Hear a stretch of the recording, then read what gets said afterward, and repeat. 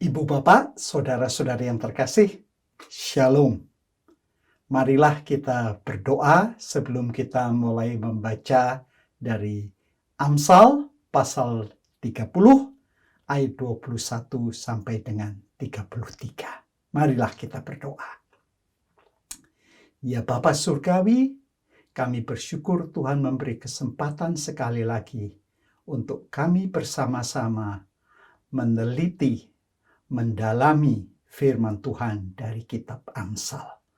Berilah ya Bapa agar Roh Kudus memimpin kami, membukakan hati kami, pendengaran, pikiran, dan penglihatan kami untuk menerima bimbingan dari firman Tuhan.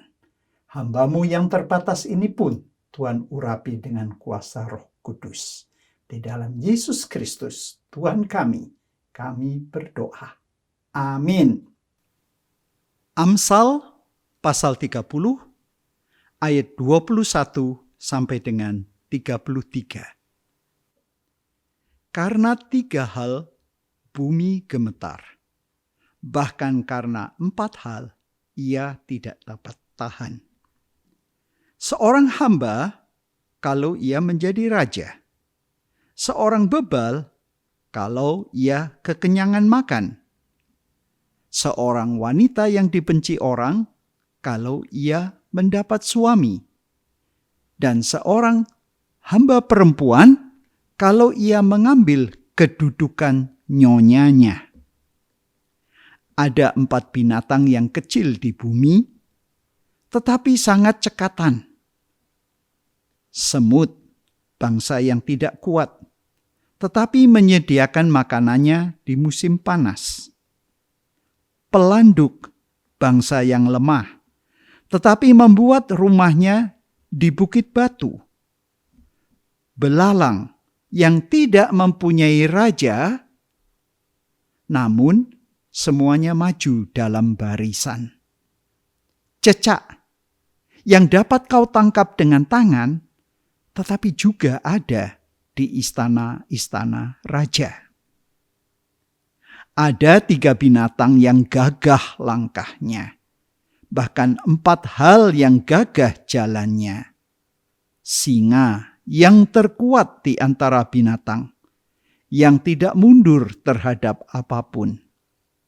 Ayam jantan yang angkuh, kambing jantan, dan seorang raja dengan pasukannya. Bila engkau bertindak bodoh dengan meninggikan diri, bila engkau merancangkan hal itu, tekapkanlah tangan pada mulut. Sebab kalau susu ditekan, mentega dihasilkan. Kalau hidung ditekan, darah keluar. Dan kalau kemarahan ditekan, pertengkaran timbul. Ibu bapak, saudara-saudari yang terkasih, pada petang ini kita melanjutkan PA, dan bagian ini dari Amsal pasal 30 ayat 21 sampai dengan 33 merupakan kumpulan yang ketiga dari kata-kata agur. Nah, ibu bapak, saudara-saudari yang terkasih, mari sekali lagi kita diingatkan mengapa kita mempelajari Amsal. Nah, Amsal adalah kumpulan kata-kata kebijaksanaan. Dan di sini kita melihat bahwa dari pengamatan alami, dari benda-benda di sekitar kita, dari keadaan di sekitar kita, kita dapat mempelajari dan memahami rencana Tuhan. Dan dengan itulah para orang bijak di Israel dahulu kala menyampaikan pesan-pesannya. Dan itulah yang menjadi pedoman bagi kita di dalam kitab Amsal. Nah, dengan kata lain, kalau kita sudah memahami itu, kita sekarang melihat bahwa Amsal ini walaupun secara tradisional selalu dihubungkan dengan nama Raja Salomo, Namun teks Alkitab sebenarnya menyebut nama-nama yang lain selain nama Raja Salomo. Dan itulah sebabnya bagian yang kita pelajari petang ini dihubungkan dengan nama Agur. Ada juga dihubungkan dengan nama Lemuel dan juga orang-orang yang hidup di zaman Raja Hizkia. Nah, itulah sebabnya Ibu Bapak Saudara-saudari, petang ini kita akan membaca dari Amsal 30 ayat 21 sampai dengan 33. Namun kita tidak membaca sekaligus, kita akan membacanya dalam 3 bagian. Dan dari 3 bagian ini nanti kita melihat bagaimana indahnya dan pelajaran apa yang dapat kita petik dari Amsal ini. Nah, Ibu Bapak Saudara-saudari yang terkasih, ayat-ayat yang kita akan baca akan membuat kita membandingkan antara terjemahan harfiah dalam terjemahan baru dan terjemahan BIMKA Alkitab dalam bahasa Indonesia masa kini yang merupakan terjemahan dinamis yang menekankan pada makna dan fungsi teks di dalam bahasa aslinya. Kalau terjemahan baru lebih menekankan pada bentuk, sehingga cenderung harfiah, dan saat ini kita baru saja menerima Alkitab terjemahan baru edisi kedua. Dan di mana nanti tepat kita akan juga merujuk pada Alkitab terjemahan baru edisi kedua. Jadi sekali lagi, Amsal adalah rangkaian kata-kata bijak dan merupakan untuk khalayak luas, baik yang muda, begitu juga yang sederhana, seperti Amsal pasal 1 ayat 4, tapi juga bagi orang yang sudah bijak, yaitu dalam ayat 5 dan 6. Dan buku Amsal membentangkan dirinya sebagai untuk semua orang yang ingin belajar. Namun, kitab Amsal juga mengatakan ini tidak cocok untuk orang bodoh. Karena orang bodoh akan menghina apa yang ditawarkan di dalam buku Amsal. Contohnya di dalam ayat 7. Nah, Amsal tertentu dihubungkan dengan Raja Salomo. Misalkan ayat 1, pasal 10 ayat 1, pasal 25 ayat 1. Namun seperti telah saya katakan, pasal 30 ayat 1 dihubungkan dengan Agur. Pasal 31 dengan Lemuel. Lalu ada kaum pria yang hidup di zaman Raja Hizkia, yaitu di dalam Amsal 25 ayat 1. Dan orang-orang bijaksana yang umum, misalkan di pasal 22 ayat 17, 24 sampai dengan 23. Nah, 24 ayat 23. Siapakah Agur? Pasal 30 ayat 1, Agur disebut anak dari Yakeh. Sebenarnya kita tidak tahu identitas Agur anak Yakeh atau bin Yakeh. Nama ini tidak pernah muncul di tempat lain di dalam Alkitab. Kemungkinan saja ini merupakan nama samaran untuk Salomo sebagai orang yang menyimpan kebijaksanaan. Tetapi tidak ada bukti untuk itu. Jadi Agur paling baik dipahami sebagai seorang bijak yang memang tidak diketahui jati dirinya. Namun apa yang ditinggalkan di dalam kitab Amsal sangat indah. Inilah perkataan-perkataan yang diucapkan oleh Agur anak Yakeh dari Masa. Nah, sekarang saya akan membacakan ayat 21 ya. Seperti saya katakan, ayat 21 sampai dengan 33 kita baca dalam 3 bagian. Nah, sekarang kita membaca bagian yang pertama, yaitu ayat 21 sampai dengan 23. Demikian ayat 21. Ada 4 hal yang sukar diterima di seluruh dunia. Seorang hamba yang menjadi raja. Seorang bodoh yang mendapat segala yang diinginkannya. Ayat 23. Seorang wanita yang berhasil menikah, padahal ia tidak disukai orang.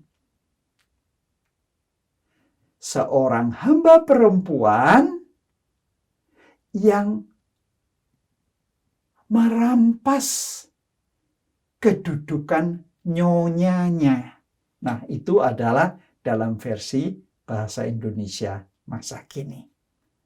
Nah, marilah kita merenungkan, kalau kita membandingkan, kita teringat pada pelajaran sebelumnya, bagaimana kata 4 perkara ini adalah satu perangkat sastra untuk menunjukkan bahwa 3, 4. 3, 4 maksudnya begini. 3 plus 1 menjadi 4. Tetapi 3 dan 4 ini semuanya mempunyai karakteristik yang sama. Nah, itu sudah dimulai misalkan di dalam pasal 30 ayat 18. Maka kalau kita melihat terjemahan harfiah seperti TB, diterjemahkan begini. Ada 3 hal yang mengherankan aku. Bahkan ada 4 hal yang tidak ku mengerti. Jadi rumusan ini ada 3, ada 4. Ini angka plus 1 adalah satu perangkat sastra yang umum dipakai di dalam sastra kebijaksanaan. Ya, seperti Ayub, Amsal, dan Pengkhotbah. Nah, Ibu, Bapak, saudara-saudara yang terkasih, daripada menunjukkan bahwa 3 hal yang terdaftar semula, ya, itu bagus. Sementara yang keempat tidak dapat dipahami, artinya yang terdaftar menjadi 2 bagian yang sebenarnya deskripsinya sama. Jadi ini sebagai satu perangkat susastra, dan ini memang biasa populer di dalam sastra kebijaksanaan. Oleh karena itu, kalau kita melihat ayat 18 dalam BIMK diterjemahkan tidak 3 dan 4, tapi langsung ada 4 hal yang terlalu sukar bagiku untuk dimengerti. Karena 3 dan 4 ini adalah bentuk sastra kebijaksanaan dalam bahasa Ibrani. Dalam bahasa Indonesia tidak ada seperti itu. Maka BIMK menerjemahkan berdasarkan makna. Nah, di sini dikatakan seorang hamba apabila didapati menjadi raja. Apa maksudnya peribahasa ini?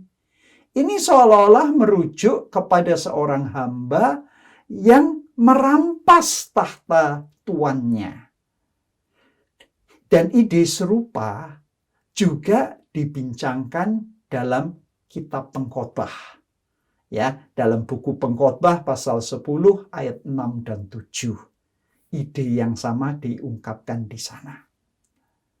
Nah, apa maksudnya orang bodoh diberi kedudukan yang mulia? Orang yang terkemuka tidak mendapatkan apa-apa. Itu dalam Pengkhotbah. Ayat 7 mengatakan, pernah kulihat budak-budak yang apa? Yang menunggang kuda.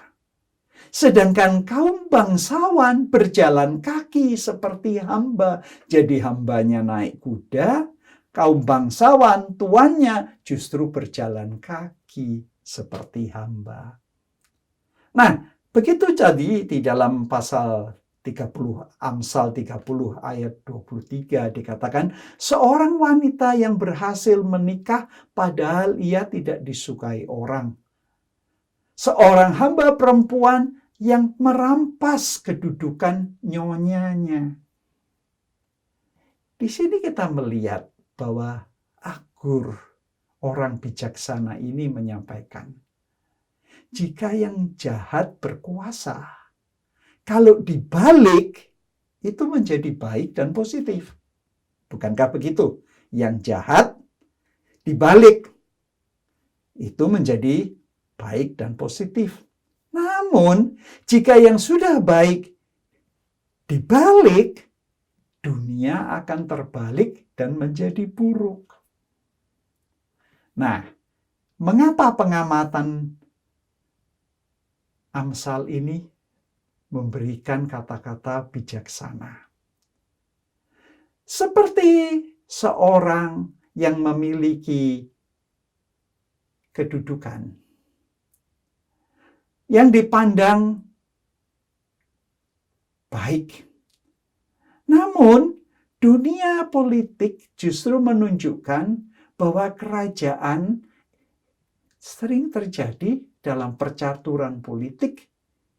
Dunia itu mirip dengan rumah tangga. Jadi kalau raja dan hamba, suami dan istri dengan pembantunya. Dengan kata lain ada paralelnya. Paralel antara raja dengan hamba, majikan dengan pelayan, dengan pembantunya. Nah, sekarang kita melihat bagian yang menarik dalam pasal 30 ayat 24 sampai dengan 28. Saya akan banyak menjelaskan tentang ini. Di bumi ini ada 4 macam binatang yang kecil, tetapi pandai sekali. Yaitu semut, binatang yang tidak kuat, tetapi menyediakan makanannya pada musim panas. Pelanduk, binatang yang lemah, tetapi membuat rumahnya di bukit batu. Belalang, binatang yang tidak mempunyai raja, tetapi berbaris dengan teratur. Cicak, binatang yang dapat ditangkap dengan tangan, tetapi terdapat di istana raja. Ibu bapak, saudara-saudari yang terkasih. Ayat 24 dalam pasal 30 mengingatkan kita bagaimana Agur mendaftar beberapa makhluk-makhluk kecil yang memberi teladan, yang menunjukkan hikmat kebijaksanaan. Dengan kata lain, dalam pengamatan, cara mereka mengatasi kelemahan, menunjukkan kearifan, ya, menunjukkan kebijaksanaan mereka. Jadi dengan kata lain, walaupun lemah, ternyata bijaksana. Nah, apa yang dapat kita pelajari? Dunia alami menjadi sumber hikmat. Kita dapat lihat di ayat 15 sampai dengan 19, di Ayub pasal 12 ayat 7 sampai dengan 10, bahkan di Mazmur pasal 19. Makhluk-makhluk yang lemah, yang kecil, ternyata memberi pelajaran penting. Dan ini merupakan paradoks, hal yang sangat bertentangan. Karena yang kecil dan yang lemah, yang tidak penting justru dapat menjadi bijak dan dapat mencapai hal-hal yang besar. Perhatikan itu, camkan. Jadi pelajaran dari semut adalah binatang yang lemah ini ternyata bijaksana karena menyiapkan persediaan untuk masa depan. Kita tidak pernah berpikir bahwa semut itu pandai menabung untuk masa depan, tapi itulah yang diamati oleh orang bijaksana di dalam Alkitab. Artinya apa? Bagaimana mereka mempersiapkan makanan mereka untuk masa yang sulit. Dan khususnya bagaimana mereka membangun dan merawat rumah sarang mereka. Inilah dasar kebijaksanaan. Ya, ini nanti kalau kita lihat dalam pelajaran sebelumnya di dalam Amsal pasal 6 ayat 6 sampai dengan 11 juga sudah disampaikan oleh penulis Amsal. Bagaimana semut dikatakan bijaklah seperti semut. Nah, mengenai binatang yang kedua yang lemah namun bijaksana adalah musang batu. Dalam bahasa Inggris hyrax. Ya, ini adalah satu binatang herbivora yang tidak tahir. Jadi kalau menurut aturan agama di dalam Taurat itu tidak tahir, tidak dapat dipersembahkan kepada Tuhan sebagai kurban. Namun tinggalnya di celah-celah mana? Di lubang dan menjadi tempat mereka berlindung. Jadi dia mengerti bagaimana mendapatkan tempat yang aman di lubang-lubang gunung. Nah, inilah gambar tentang semut dan musang batu yang menunjukkan bahwa bagian dari kebijaksanaan itu adalah mereka yang sukses karena apa?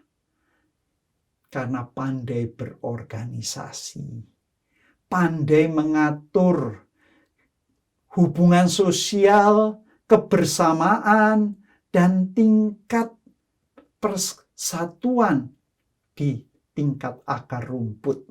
Mereka bekerja sama dengan rapi, saling menolong, ringan sama dijinjing, berat sama dipikul, atau dengan istilah yang mentereng, gotong royong. Nah, pelajaran dari binatang ketiga adalah belalang. Belalang ini dikatakan hebat kerjasamanya. Walaupun tidak punya raja, tidak punya pemimpin formal, ya.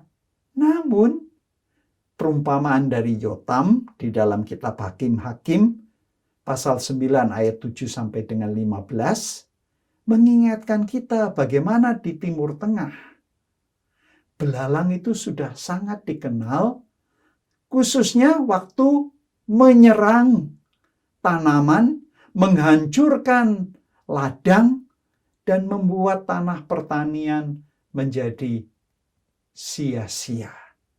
Dengan kata lain, kita melihat bagaikan serangan militer, ya, walaupun tidak punya raja, dapat menyerang begitu rapi sehingga semua ludes. Nah, kekuatan belalang terletak pada persatuan mereka. Nah, ini perlu dicamkan. Disebut bijaksana karena dapat bersatu tanpa pemimpin formal. Nah, pelajaran yang dapat kita petik apa? Dari binatang keempat, cicak. Atau juga diterjemahkan kadal. Spesies yang memang kita tidak ketahui sebenarnya bagaimana.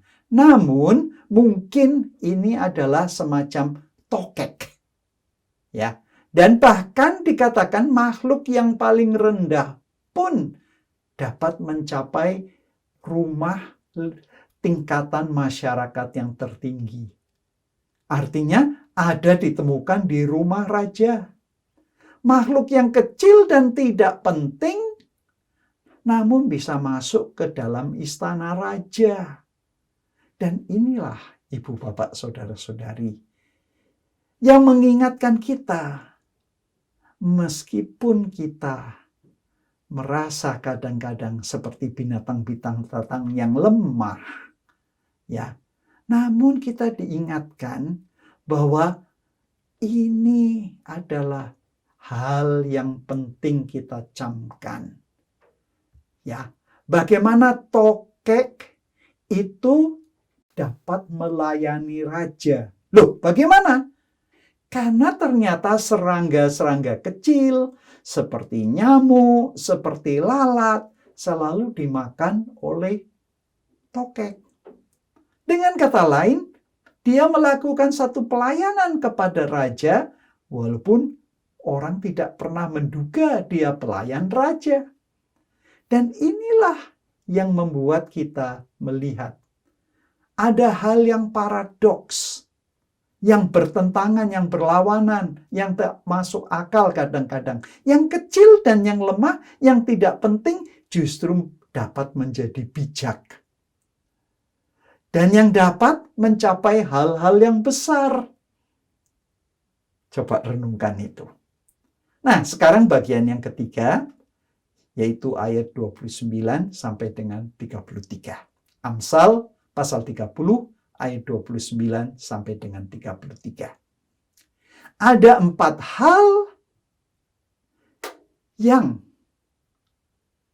mengesankan apabila diperhatikan caranya berjalan, yaitu singa, binatang yang terkuat di antara segala binatang dan tidak gentar terhadap apa saja. Kambing jantan, ayam jantan yang berjalan tegak. Dan yang keempat, raja di depan rakyatnya. Kalau raja berjalan di depan rakyatnya tentu tegap. Jika karena kebodohanmu engkau dengan angkuh merencanakan perkara-perkara jahat, awas. Sebab kalau engkau mengocok susu, kau menghasilkan mentega. Kalau engkau memukul hidung orang, keluarlah darah. Kalau engkau menimbulkan kemarahan, kau terlibat dalam pertengkaran. Nah, ini memang perlu kita renungkan lebih dalam supaya kita bisa melihat, dan memang ini satu contoh di mana kalau kita hanya menggunakan terjemahan tidak terlalu tampak hal yang menarik. Karena ini permainan kata di dalam bahasa aslinya bahasa Ibrani. Nah, nanti sebentar saya jelaskan. Kembali 4 hal yang mengagumkan, yaitu langkah singa, ayam jantan, kambing jantan, yang menunjukkan keagungan dan kekuasaan seorang raja. Ya, jadi kalau kita lihat Amsal pasal 30 ayat 18, ada 4 hal yang terlalu sukar bagiku untuk dimengerti. Ya, di sini kita melihat bahwa bentuk susastra ini untuk membuat orang tertarik, mengingatkan kita bahwa ini sudah diulang. Tadi juga sebelumnya, bahkan di ayat 18. Ya. Nah, dengan kata lain, kita sekarang melihat di dalam ayat 32 dikatakan, tekapkan tangan pada mulutmu. Apa maksudnya?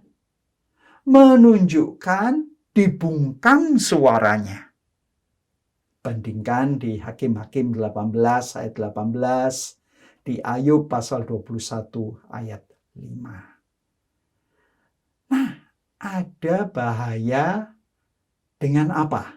Tadi kan dibandingkan raja, ayam, singa, kambing. Dengan tegak itu meninggikan diri. Jadi ada bahaya meninggikan diri sendiri. Jika kita telah melakukan kesalahan itu, kita diingatkan, ayo cepat bungkam diri. Tutup mulut, jangan banyak bicara. Letakkan tangan di atas mulut. Artinya, simbol kekecewaan, penghinaan, dan pernyataan penyesalan. Bahkan pertobatan. Dengan kata lain, di sini yang ditekankan, tangan ditutupkan ke mulut, itu adalah membuat orang mengarahkan kepada apa? Hal-hal yang seperti tadi saya katakan, ada hal-hal yang menarik kalau kita mengerti bahasa aslinya, yaitu bahasa Ibrani. Karena apa? Ini yang ditekankan sebenarnya, kata-kata ini ada suara dan bunyi yang serupa. Maksudnya begini, di dalam bahasa Ibrani, kalau dikatakan kalau susu ditekan akan menghasilkan mentega. Susu di sini ternyata adalah permainan kata untuk kemarahan. Jadi, kalau susu menghasilkan mentega. Namun kalau kemarahan ditekan, artinya diumbar, apa yang terjadi? Bukan menghasilkan mentega, tapi menghasilkan huru-hara. Nah, bahkan dikatakan di baris terakhir, kalau kemarahan ditekan. Bagaimana kemarahan ditekan? Artinya tidak boleh marah? Bukan. Karena kemarahan di dalam bahasa Ibrani itu sama dengan suara kata untuk hidung. Jadi bentuk harfiahnya tidak masuk akal. Maka di dalam terjemahan bahasa Indonesia, permainan kata ini seolah-olah tidak kelihatan. Maka Bimka terjemahnya sangat tepat karena yang ditekankan, kalau hidung ditekan, darah keluar, ya. Yang dimaksud adalah kalau kemarahan ditekan, pertengkaran timbul. Jadi, kalau engkau menimbulkan kemarahan, ya, dalam TB disebut kalau kemarahan ditekan. Dalam Bimka, kalau engkau menimbulkan kemarahan, engkau terlibat dalam pertengkaran. Jadi, kalau ada sebab, ada akibat. Dengan kata lain, kalau kita yang menimbulkan kemarahan, maka ini akan membuahkan pertengkaran.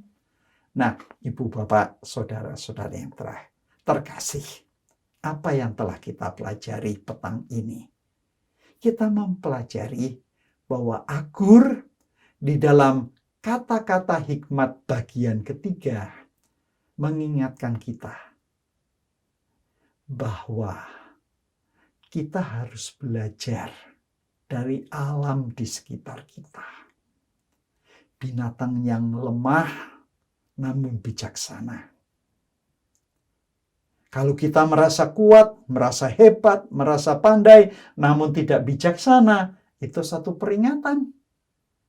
Lihat, yang makhluk lemah saja bisa bijaksana. Mengapa kita tidak? Itu kalau kita mau belajar bijaksana. Kalau orang yang bodoh, yang menolak, ya memang tidak dapat diberikan pelajaran.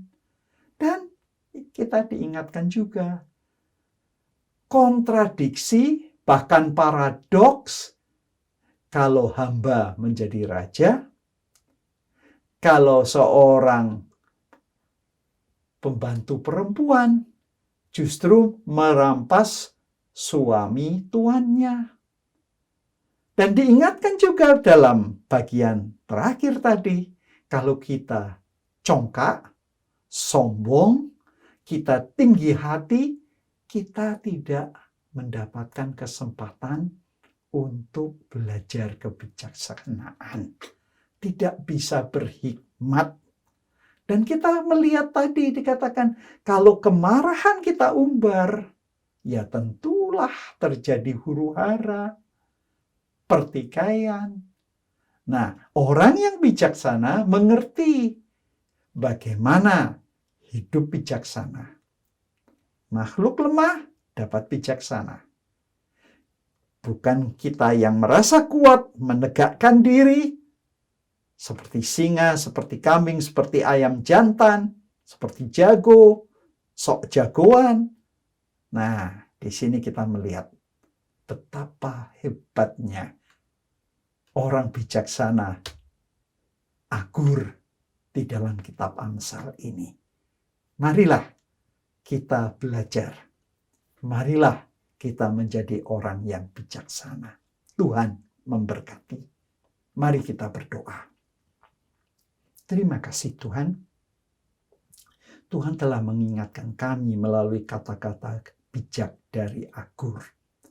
Tolong camkanlah agar kami dapat menyimpan dalam hati kami. Kami boleh menghidupi kata-kata bijaksana ini. Sehingga kami bukan menjadi orang yang salah jalan. Namun menyadari bahwa makhluk yang lemah, yang kecil dapat menjadi bijaksana. Maka sepatutnya kami semua dapat belajar menjadi bijaksana. Dan itulah sebabnya Tuhan tolong kami untuk tidak menjadi orang yang sombong, yang mengangkat diri, namun yang menyadari, yang tahu bagaimana menjadi hidup orang yang bijaksana. Dan bantu kami Bapa, agar kami benar-benar menyadari, tidak menghambur kemarahan, sehingga mendatangkan bencana pertikaian. Tolong kami menjadi orang yang bijaksana Tuhan. Saudara-saudari yang terkasih, terimalah berkat. Tuhan Yesus Kristus memberkati saudara-saudari. Allah Bapa mengasihi saudara-saudari. Dan Roh Allah menyertai saudara-saudari. Mulai saat ini, terus selama-lamanya. Amin.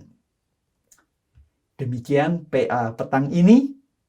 Sampai jumpa di minggu depan. Sambungan Amsal pasal 31. Shalom.